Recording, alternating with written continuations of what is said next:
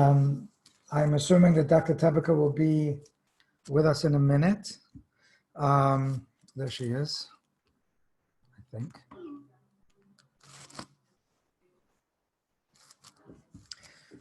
Before we get started, I want to just talk about a few things. This will be, after the interview, we will have an opportunity, we'll give everyone an opportunity to ask questions.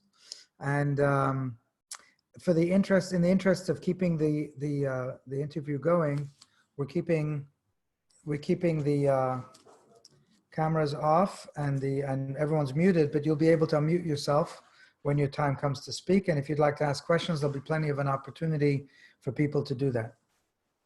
If you want to see any more interviews like this and other interactive classes and in-depth Torah knowledge, from Talmud to Hasidus to cooking, all kinds of programs we're having, please subscribe to our community newsletter. There's a link in the description and also in the chat, and you can subscribe and please join us for that. We have lots of very interesting, if I may say so myself, content coming up, including lots of other interviews like this. We're planning an intensive Hasidus and intensive Talmud class series, and we'll talk more about that. You can join us for that. If you're on Facebook Live or on Facebook, I guess now there's nobody here on Facebook, but because we couldn't, I'm sorry that we couldn't actually get into Facebook. Sometimes it works and sometimes it doesn't.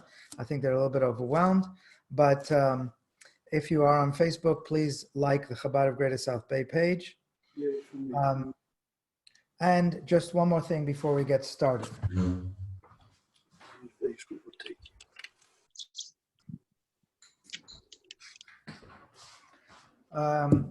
As I've said many, many times, right now, our sages have taught in situations of illness, God forbid, or plagues, it's important to give tzedakah.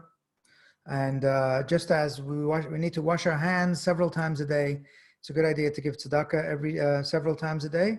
And we try to start every class with tzedakah. I'm going to ask you to join me in giving some tzedakah, a coin or two. It doesn't have to be a lot. Just the idea of giving the tzedakah, and then you can decide later where it should go to. That's secondary. The idea is the mitzvah to do it again and again, to give tzedakah, and that helps every situation. Okay, I want to welcome Dr. Esther Tiferes Tabaka. Welcome and thank you for joining us. We have to unmute her. There you go. For the opportunity. All right. So I have a lot of questions I want to ask you, but let's start from the very beginning. If you can tell us where you're from, first of all. I'm from Wuhan, the epicenter of the coronavirus outbreak. So tell me about your family. What was it like to grow up there? Tell me about your family, your parents. My mother is a Chinese opera singer. My father works for the government and that later years. And before that, that's complicated. He was under political abuse and there's a lot of things. I don't know where to begin. But in the end, he works for the government. He plays instruments. And my mother and my father often team up together. My mother would sing, my father would play the instrument for her. They have won numerous prizes of performance, Chinese opera performance. I have a brother, and who is a younger brother, who is a businessman. He does business between China and the US, going back and forth. Okay, very good. Tell me about your father has some kind of some medical expertise. Can you talk a little bit about that? Because I was personally a beneficiary of that. In addition to your help, but your father's help, tell me a little bit about his medical background. So my father is a 50+ years experienced Chinese medicine doctor. Is a family line practice. So although he has a job as working for the government, but he's also a doctor. The reason I practice acupuncture and Chinese medicine, it was because my father taught me. He taught me to study, and it was a family call. So his main his expertise is to treat pain, dealing with the pain, any sort of pain, especially spine-related pain. So I learned from him regarding that area, and also learned how to use herbs and how to do body manipulation. Not massage or chiropractic type of work. It's very different type of work. And also, I also do hypnosis. These are areas that my father wasn't able to do. So I kind of developed what he knew, and on top of what he taught me, I practice a lot more. So going back to his own expertise, I just want to put in here that I had an injury, I had a foot injury, and it wasn't really healing. It was pretty bad and it was painful. And your father came, he was visiting at the time, and he checked out my foot and he said, well, it has to heal a little bit before he can do what he needs to do.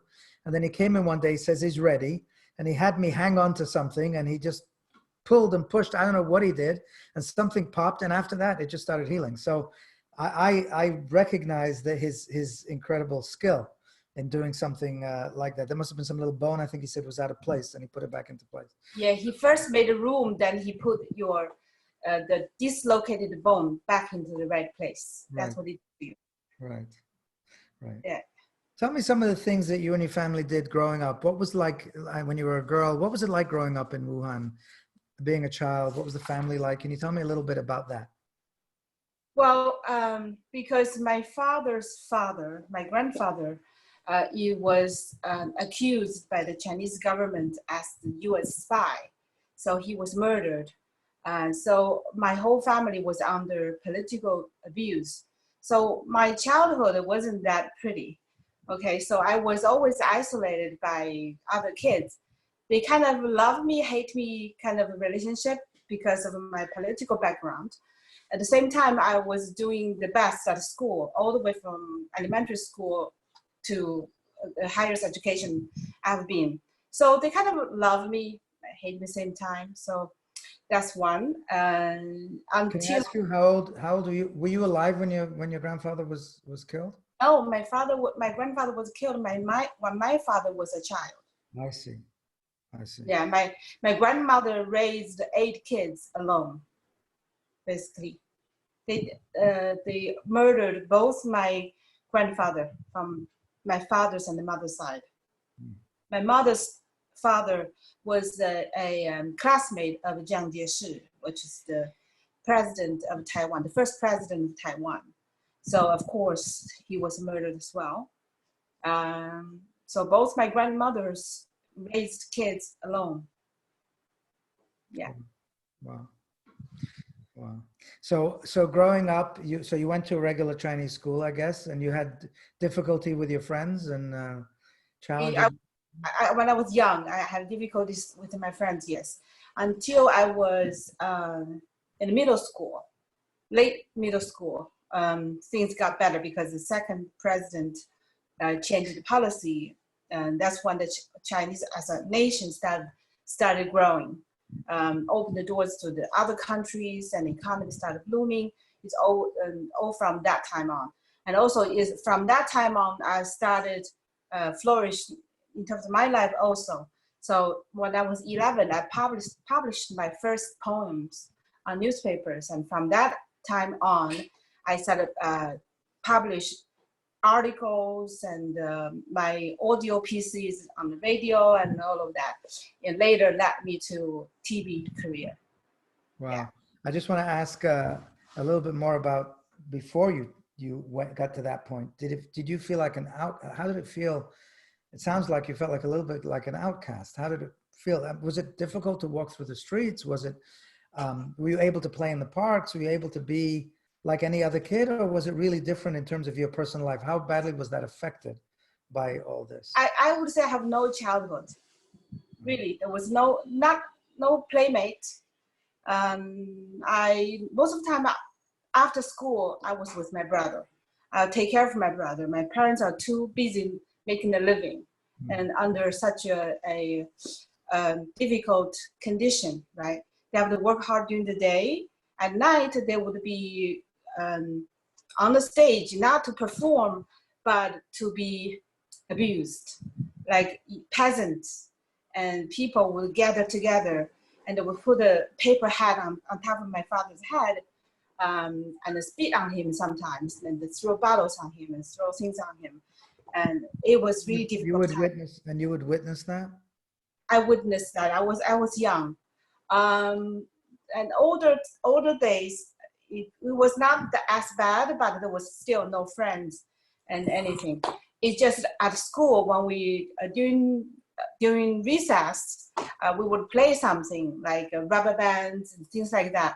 I was always the best, so everybody wanted to team up with me. But that's about it. After school, nobody was really hanging out with me. So I spent most of my time. I went to the library. I just read. I read a lot of books, and which is why it gave me very good, solid foundation. Later, when I became a reporter, and I was able to write like book-long articles. Well, I'm gonna talk about your time reporting in a few minutes, but I just wanted to ask you first did you have any knowledge of Judaism when you were a kid? Did you know what it was as a child? No, not at all. The only thing we knew is whenever Chinese talk about the Jews, they always say, "Oh, Jews, they're very smart. They're good with money." That's all we know. And like one big statement under this umbrella, nothing else. So you never met a Jew or never studied any Torah or anything like that, any Jewish history? No, never. Can you? And as a matter of fact, in China, it was not allowed to have any religious belief other than the Communist Party. So it's considered a sin. I don't know, probably the same as in Russia, right? They can actually jail you when I was very young.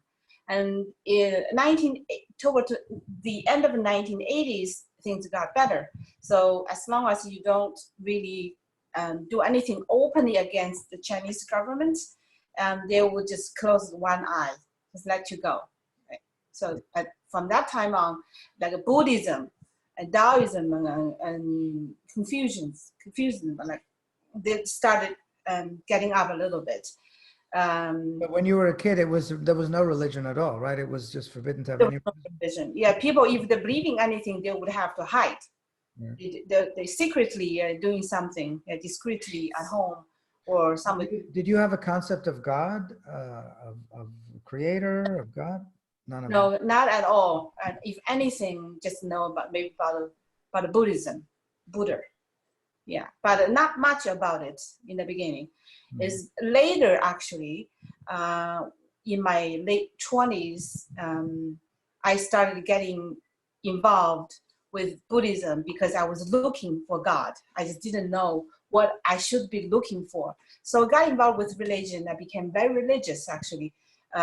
Because in China, if you're looking for something, you're gonna end up in Buddhism because that's part of the culture, part of religion, part of culture.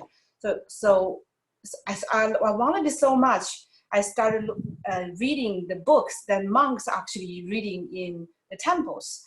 So which is very rare for any young lady. So I read a lot. That's why if the monks come talk to me, I might know better than I might know more than them, but most of them I would say. Yeah. So let's step back for a minute and talk a little bit about your TV career. Tell me, how did you become a TV host? How did that work? And talk a little bit about your career on TV.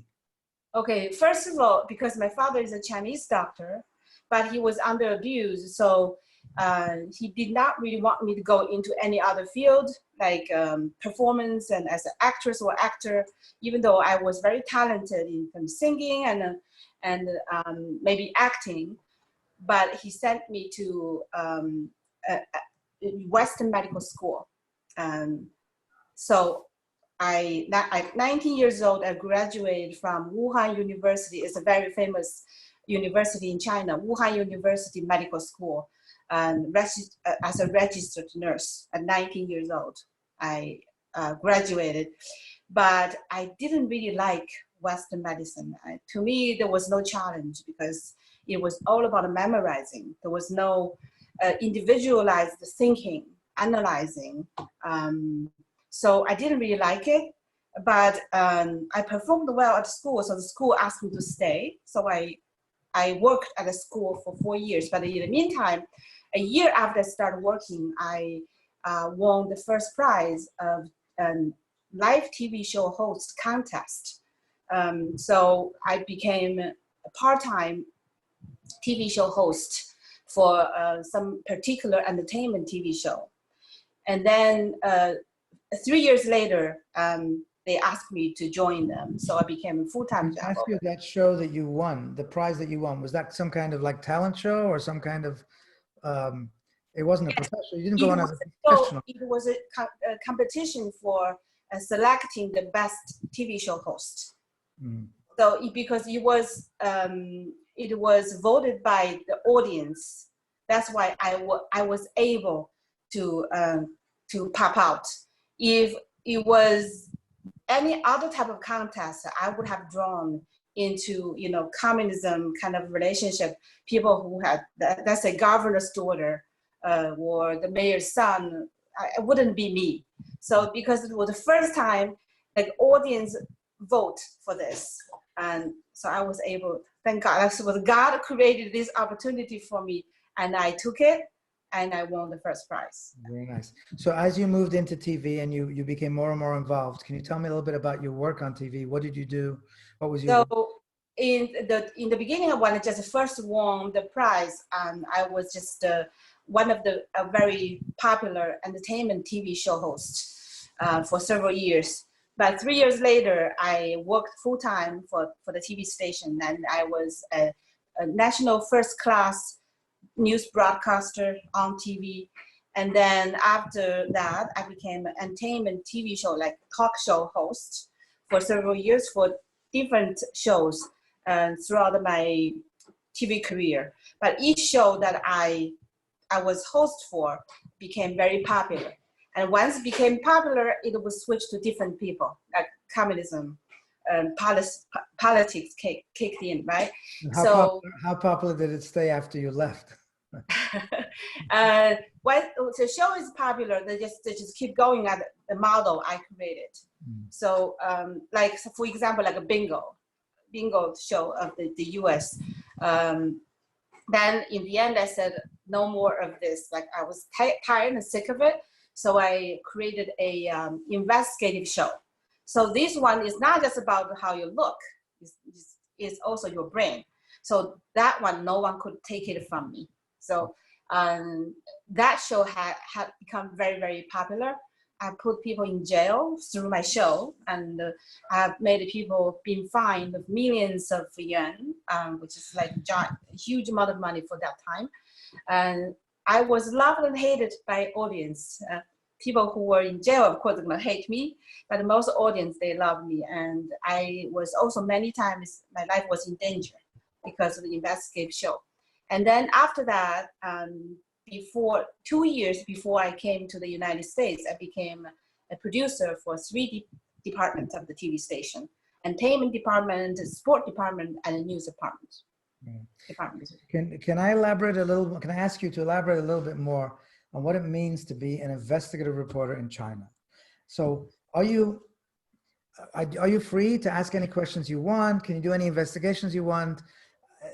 With a communist government, would they allow you to just, you know, challenge anybody, or were you... By the time I won the contest, we had a pretty much good freedom of speech to some degree. It's basically, if you don't do anything openly against the government, you're okay. For example, Wuhan is called the second line of the city in China. The first one is like Beijing, Shanghai, right? So Wuhan is like second line. It's a big city. The Wuhan is like 10 times bigger than New York. That's just giving an idea, the size and the population. Okay, so when I went to the third line of city in Hubei is the province. Wuhan is the capital of Hubei. I went to the third line of city. So there was incident. There was some performance from Russia. Okay, it was not allowed during that time. But somehow they got to perform, and it's in the stadium, like with a big crowd. So I took my cameraman and we went together, just took bus, okay?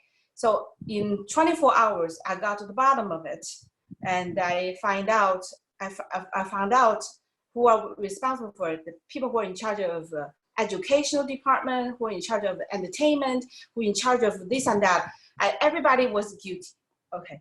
So all the way I went to the mayor.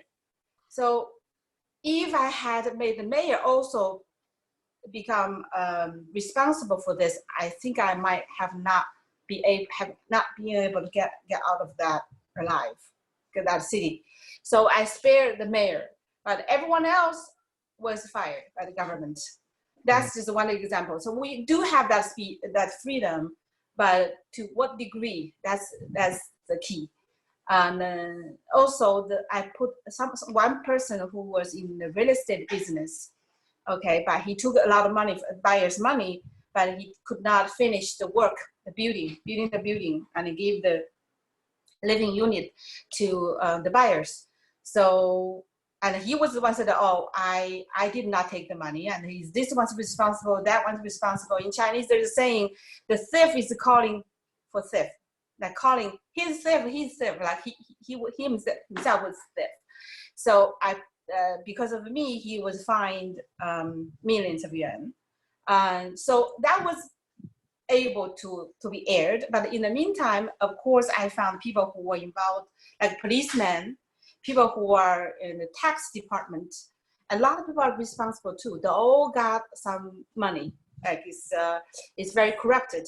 But I could not really expose that. Mm-hmm. So that person was in jail. The others are still doing whatever they're doing. Limit to how far you could go. Right. How did it feel to reach that level of fame, I guess, of success after your childhood? I mean, how did it feel to achieve that? How did you feel that? I would say I was well respected and well known. Wherever I go, a lot of people, let's say I go to the restaurant. Most of the time, I probably don't need to pay. You would be paid. They would just waive my payment, right? I go on the street, people will ask me to sign my names, like things like that. Like you have all this glory and applause and the flowers and all of that. However, I felt lonely. When I go home, when I went back home, I'm the same person. I was the same person as everyone else. I had the same physical needs, right? I need to eat. I need a family. I need friends. But in Chinese, we would say 人在高处不胜寒, means if you reach a certain height, it's cold. It's lonely. Loneliness give you that coldness. So I know something was missing in my life. I was pursuing that for the longest time until I found Judaism. Then I was satisfied. So let's talk a little bit about how you got there. How Judaism started playing a part in your life. How did you find Judaism? Talk about your journey, how you came from that position in Wuhan to, or whatever the place was called, to the United States. Well, how did that happen? So in year 2000, March 2000, I came to the United States to attend an international conference in Duke University in North Carolina. Okay, the topic was on freedom of the press. Go figure, right? So I was selected to represent China, the whole China, to attend that conference. But I didn't speak English then. I know a little bit of English, like very simple ones, but it wasn't good enough to nearly understand anything. So the school had to hire a translator for me. I was only 2 out of all journalists, came from all over the country, who did not speak English. So I felt embarrassed for Chinese, not just for myself, because I represent China. So I decided to give myself 6 months to improve my English in the US. So I told the school, could I attend the next program? They said, no, this is a one-time thing. So but I was determined to do so, to improve my English. And in the meantime, I thought, I'm staying here 6 months. I'm going to watch TV every day. When I go back to China, I'm going to develop a new TV show. And this time it's so going to be mind-blowing. No one can ever take it away from me again. So that was my thinking. So that led to the second program, which the topic was on freedom of religions. The reason I had is all because of Hashem. I didn't pick this on purpose. And freedom of the speech, the visa I had was a special type of visa is called J1. It's exchange scholar visa. In order to prolong your visa, there's a limitation on this type of visa. I could not change it to any other type, but stay within J1, which means the topic has to be somewhat similar, right? So freedom of the speech led to freedom of religions. So that's why I had various opportunities to talk to priests, talk to ministers, and all these religious people in different religion. Anyway, to make it short, during this time, I met a person who was the minister of a Christian, I almost said sure, Christian temple. He had an institute, a Christian institute, and he was a friend of mine. I don't want to say the name because it involves people's privacy, but a very big shot in China. So this priest received me very, very well, and we had an overnight talk. And he was talking about the Christian, I was talking about the Buddhism. So he thought, a young lady and supposed to be famous in China, and knew so much about the Buddhism. And he said, but you are believing the wrong God. You are such a spiritual person. God is calling you. You should come home. This is your home. You should convert to Christianity. So he was very convincing because he's a very respected scholar in his field. Supposedly he knows a lot about their version of Bible. So while I was almost convinced, I thought changing religion is not a light matter, right? So I need to know what I'm signed up for if I were to convert. So I said, if your God is really that powerful as you told me, then he should guide me. So what I'm going to do, it was almost at dawn, I said, I'm going to take a shower before I'm going to pray to whatever this superpower is. And I believe it's only one God. That's for sure. Okay.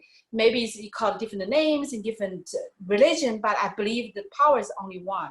So I'm going to pray to this God, whatever you call it, after I take a shower because I need to respect the God. And then he's going to guide me. He said, fair enough. Here is the book.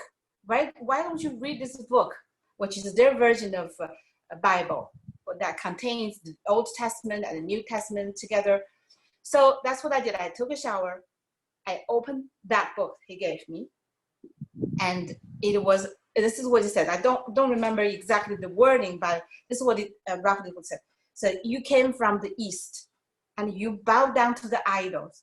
So from now on, I will not listen to a prayer and I would not care for your sorrow. Something like that. I was shocked because at that time I was bowing down. I came from the East, obviously, and I was bowing down every day, like putting my whole body on the floor every night. I was shocked that this God has something to it. It's talking to me directly. He told me I came from the East and they blamed me. I shouldn't bow down because I was playing the wrong God. So, but at that time I didn't know Christian, they also have an idol, right? The cross, whatever. And their God might not be the real one, but at least it point out to me and what I believed was wrong God.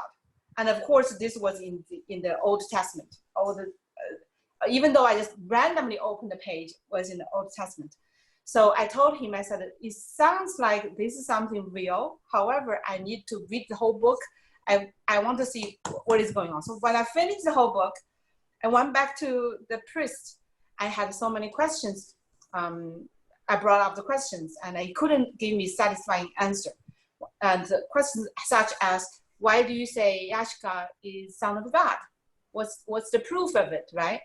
If he's son of God, well, he got himself, and how could he be killed by human?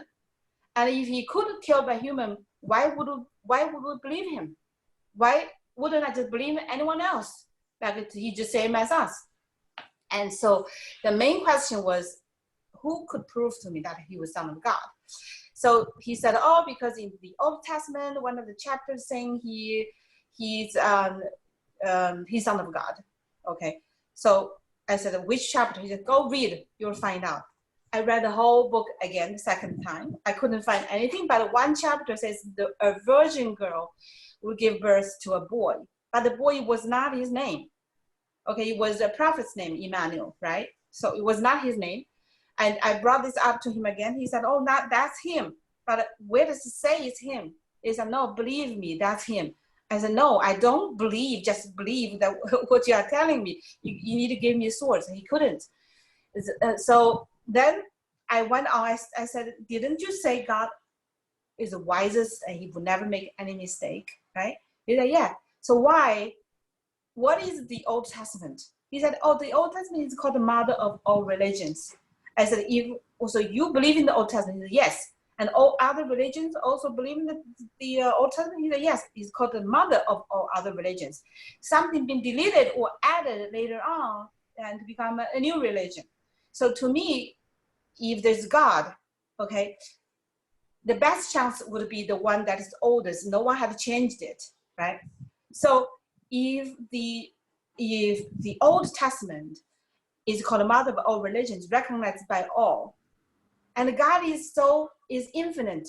His wisdom is no end to it. He knows from the beginning till the end. Why then he would give us one book, says, hey, this is my commandment with you, do so and so, and don't do so and so. And later on, 1,000 years later, hey, I made a mistake. Don't do that one, do the new one. Why? Because it's too hard for you, or because it's too difficult, or because it's impossible, whatever it is. And then he would be no different between you and me. When I told him that, he said, no. He gave me different reasons, because Yashka, mother is human, father is God, so that his blood was able to cover all the sinners, whatever. So, but wait a second. In the beginning of the New Testament, it shows, it's trying to really hard, show his family tree as he was descendant of King David, but try to make that link. So I asked the priest, I said, if he was son of God, how could he become descendant of King David?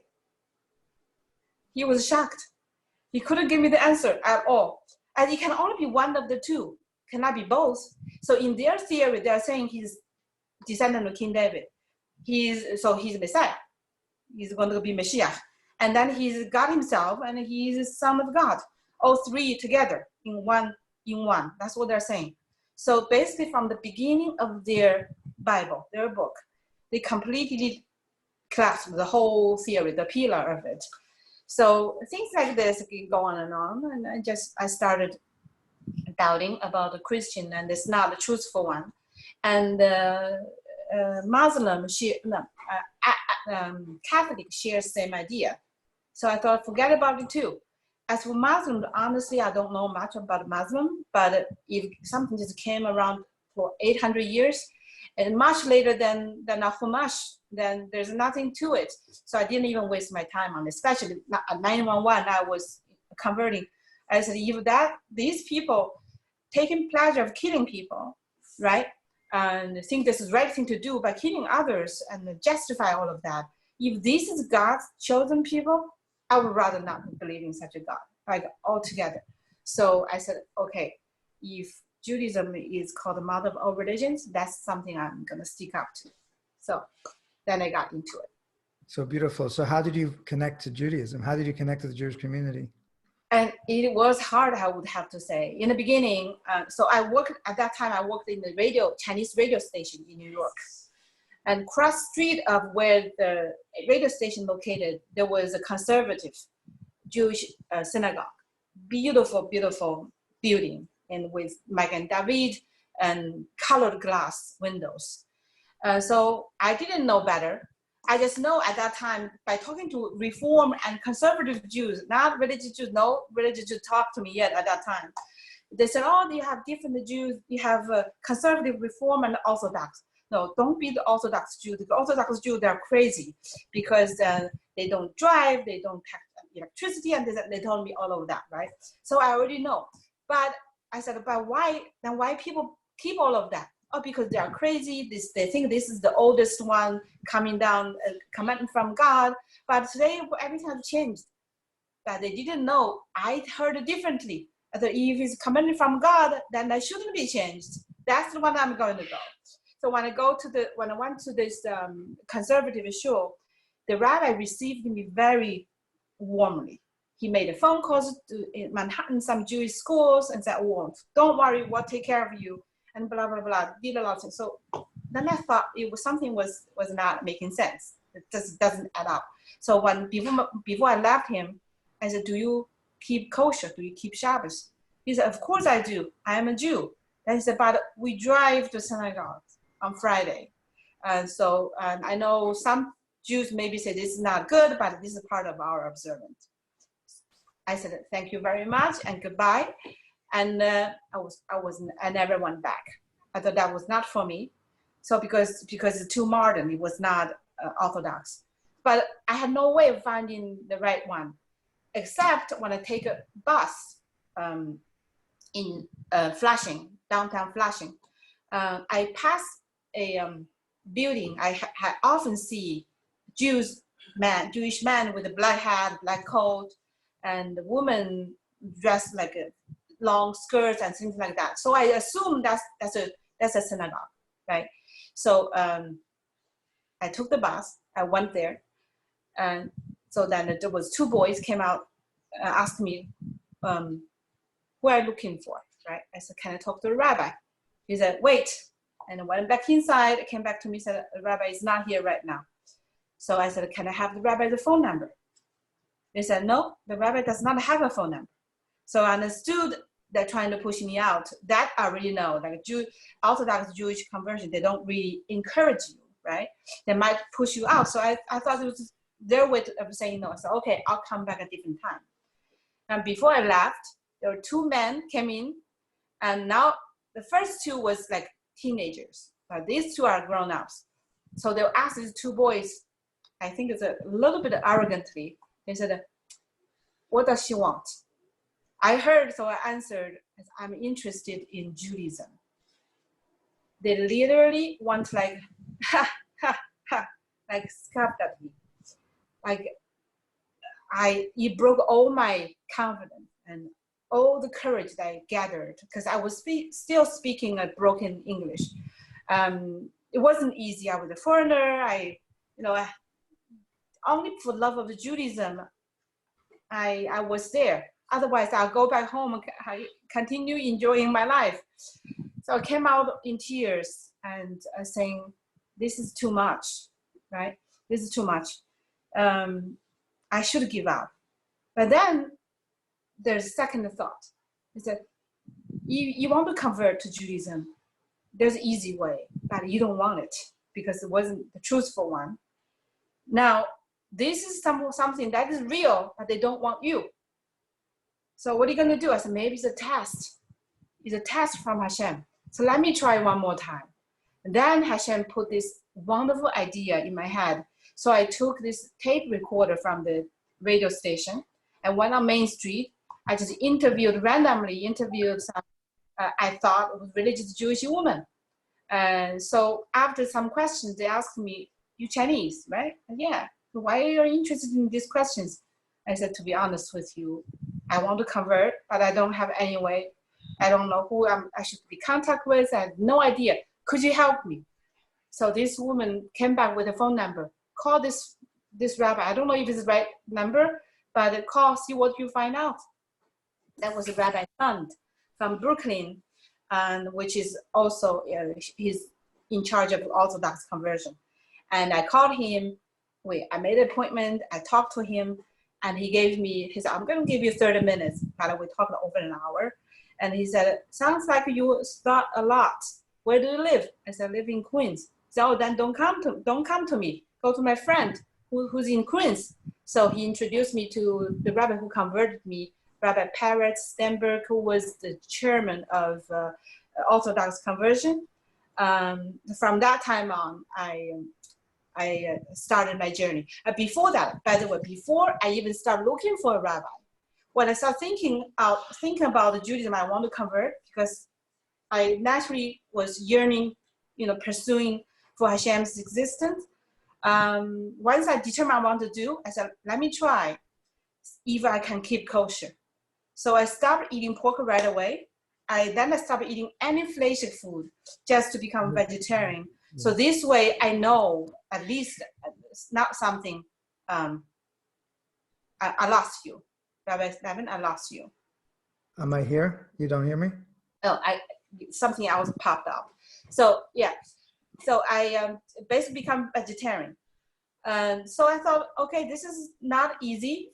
And imagine that I was working in a Chinese radio station with downtown flashing, was full of Chinese, all restaurants, every day, everywhere you smell it, all the supermarket. The food is easy and delicious, supposedly. I had to refuse all of that, become a vegetarian. And difficult, doesn't taste good. Anyway, so I thought, okay, I could do it. Keeping kosher, I could do it. Now, the next step, I lost you again, Rabbi Levin. No, I'm here. I just muted somebody. There was somebody. Okay. So the next one, I said, can I keep kosher? Can I keep Shabbos? I didn't fully understand what Shabbos is about, but I know I was not supposed to touch electricity. I was not supposed to cook. So I shared an apartment with an old lady. So during Shabbat, I didn't go out. I didn't eat anything hot, just cold food. And the only thing I did was flush the toilet. I thought that should be okay. So I did this for several weeks. I said, that is also difficult, but I can do it. So I can imagine myself doing this for the rest of my life. So after all of this, I said, now I'm ready. But mentally I was ready, physically I was ready. I started looking for a rabbi. Then Hashem led me to the right rabbi. Was there a point at which you felt in your heart, like, was there a transition at some point where you feel, yes, this is right? Or was it just all along, as you came to learning more Torah and being more involved, was it just something that you, along the journey, you knew you'd found the right thing the whole time, once you found this rabbi? Or was there a transition point, like where you weren't sure and then something happened to change that? I would say in the beginning, it was more intellectual thinking process and to convert. And as I got involved, it becomes more and more emotional. Mm-hmm. I don't know if this makes sense to you. So the logical thinking was, if God does exist, right? Let's say, assuming that God does exist, and Jewish people are his chosen people, that means this is the correct way of living, the best way of living. So if I know there's something better, why don't I become part of it? That's just a natural desire, right? So how do I become part of that? Then I start looking for ways to do that. So let's say, but there is a possibility that God does not exist at that point. So the logical thinking was, if God does not exist, then I converted to Judaism. I can't eat whatever I want to eat. I cannot do whatever I want to do. As life becomes a lot more difficult and maybe meaningless, whatever. People might laugh at me, so you're crazy. But life is just harder. In the end of the day, by the day I die, and I go to the heaven, and people said, "Oh, you were so stupid. There was no such a thing. What did I lose? Just a harder life. I can handle it." But what if God does exist, right? And I didn't do it. I would miss the biggest chance forever. And then, yes, people might argue, "Well, you're not Jewish. You don't have to do all of this. You're not going to be judged," and so on and so. But I'm thinking, and Hashem is going to ask me, "Why didn't you convert?" So I would say, "Oh, because I'm not Jewish. I am not obligated. I don't have to convert." He said, I know, I'm not going to judge you. However, you knew the truth. Why didn't you? What I would say, I got nothing to say. So that would be stupid of me. So intellectually, I chose this way so that it's clearly is a right path, right? As I learned, the more I learned about the Judaism, the more I was blown away. The wisdom that's within it, it's just unbelievable. And in my mind, it became clear. I see things through. I make life decisions and more wisely, I would say. Like I deal with people right away. I can read these people like 1 to 3. And also English, I was learning English. In a short time, 7 months of time, I was able to speak in the English crowd. I mean, in English, right? I learned Hebrew in 3 months. I still don't speak English. I learned English and I was davening all in Hebrew in 3 months. And all of this is a blessing from Hashem. Clearly, he guided me for that. That's beautiful. There's a short time. We could go on talking for hours, and I'd love to, but we have a short time left. So I want to just ask you a couple more questions. First of all, how did you meet your husband? You met your husband after you converted, after you were already Jewish, right. And he's a Hasidic guy in Palo Alto. How did you meet? Well, it's through online, believe it or not. There was a Jewish Frum Jews dating website. It's called a Frumster. At that time, I don't know about today. At that time, it's Frum. So you basically put your requirement, what kind of husband you're looking for, and what's your basic conditions, like your age, right, your background and everything. So this is how we met each other online. He dated someone, didn't work out, and that person told him to put his information on Frumster.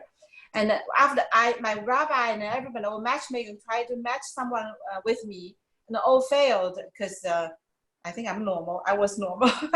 Most people I dated, Jewish people, like Frum people, get married very early, and I wasn't young, and so basically it's also leftovers from different environment, like mentally, financially, physically, whatever. There's a problem with them. So usually I'm the one who says no, but most of them, I think they're not Frum enough for me. And then one of my hosts I think it was Sukkot, okay, and the host's sister, she was holding a baby. She said, why put information on Frumster? Because look at my baby. I met my husband through that website. That was quite encouraging. So I did that.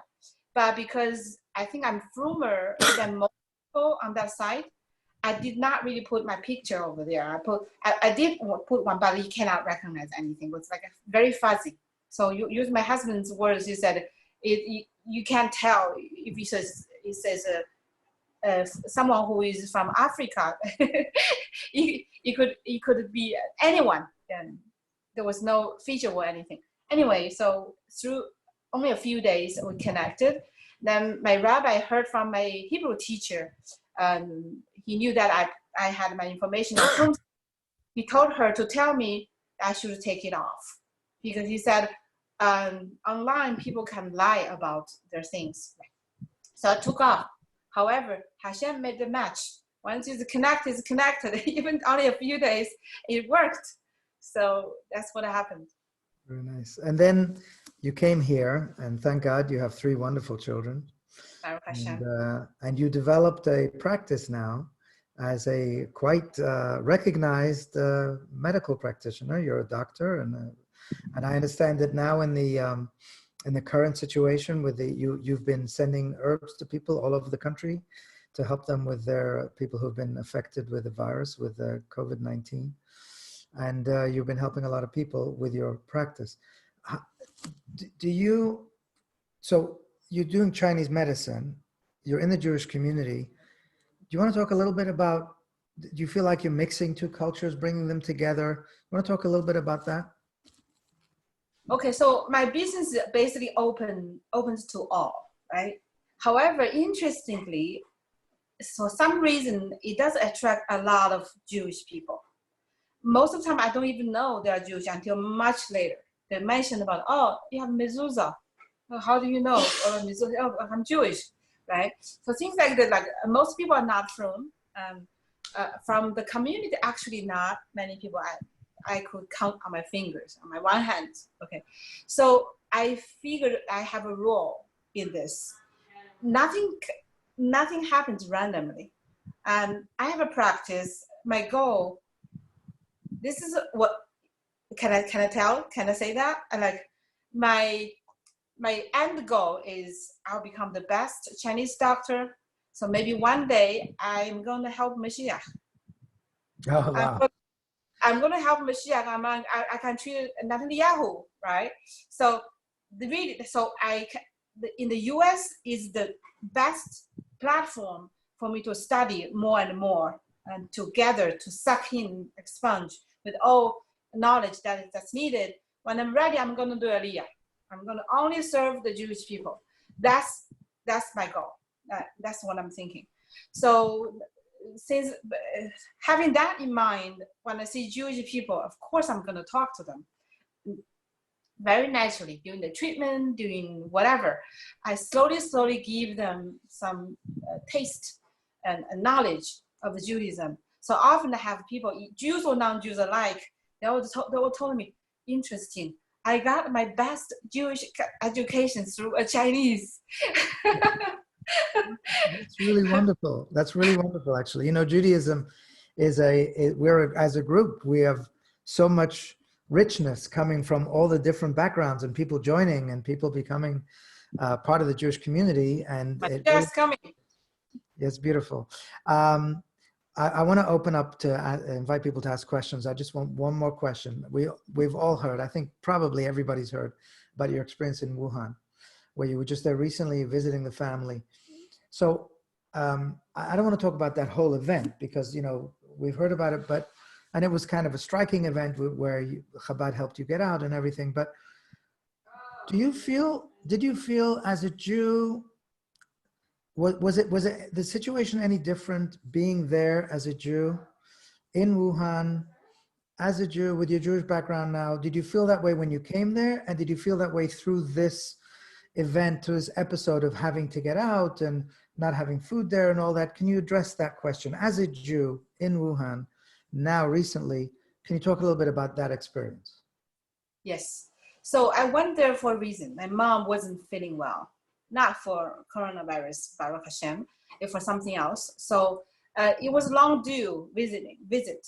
I only went there in January, beginning of January, because one of my daughter's winter break was during that time. So I waited and took her there. So of course we spent Shabbat there alone at home. There was no synagogue, no Jews whatsoever. It was completely isolated. We did what we're supposed to do, keep kosher, even though it's extremely difficult. We did it. I thought that was maybe that's the purpose, because I'm saying the bracha with a great kavana, maybe it would redeem whatever. Who knows, right? But it turned out maybe that's not just it. And when the coronavirus situation becomes more clear, like more and more people are infected, things become somewhat dangerous. Okay, the danger is not really what it seems, because on the outside it still looks calm, but I felt it. I felt the great danger, and felt we might die there. Okay, my daughter and I, not immediately, but we might die of starvation without kosher food, maybe out of chaos. And that I was fearful for our lives.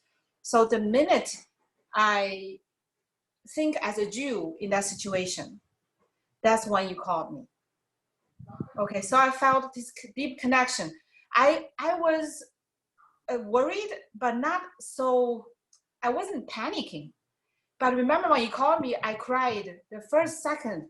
That was uncontrollable. I wasn't going to cry. I didn't know I was going to cry. Just same as the first time I went to a shul before I met my rabbi. That's a different story, right? So the connection with the rabbi who converted me, and he said, okay, come to see me this day. But before you come, would you want to hang out with this girl who is also converting? So I called that girl. She said, oh, I'm going to the synagogue this Shabbat. Would you like to meet there? I said, okay. So I was there first. I went to the synagogue, which is different synagogue than the rabbi who converted me. I went there. I think it was the Chazan was davening in Hallel, and I didn't know what it was. And this musical voice somehow got to me. I started pouring out tears. I wasn't prepared for that. It was out of my control. Just keep on. I couldn't even stop it for a long time. So when I see you, similar things happened. I just started crying, and I didn't know what's going on with me. And Chaya got scared. She said, "Mommy, what's going on?" I've never showed any signs of being scared or anything, and the whole time when you called me, I just started crying. So I think this connection, even though sometimes we don't physically see as a Jew, between Jew and Jew, between Jew and God, we don't see it, but it's there clearly. When a Jew, you live as a Jew, you think like a Jew, you behave like a Jew, then salvation is there.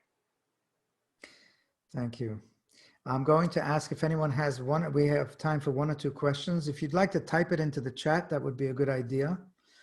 And we'll see if we can take a couple of questions. I want to say that I think I've heard the story, at least when you first came to town, you told us the story a little bit, and I think it's a remarkable story, and your journey is remarkable. It's very impressive, and where you've come here, and you're a very respected doctor now, and helping so many people. And I have to say that the story is very, very inspiring, and I want to thank you very much for sharing it with us. Thank you. I'm very grateful. Thank Baruch Hashem. Thank God. How did your family react to your converting? Yeah, that's a question people ask me the most. They trust my decisions in my life. They thought I did the right thing before they saw me, before they came to my house. But when the first time they visited me, before they came, I told them, so no food comes to my house. So don't bring any food. No food from China, no food from the US, just no food, right? We have very strict restriction on food.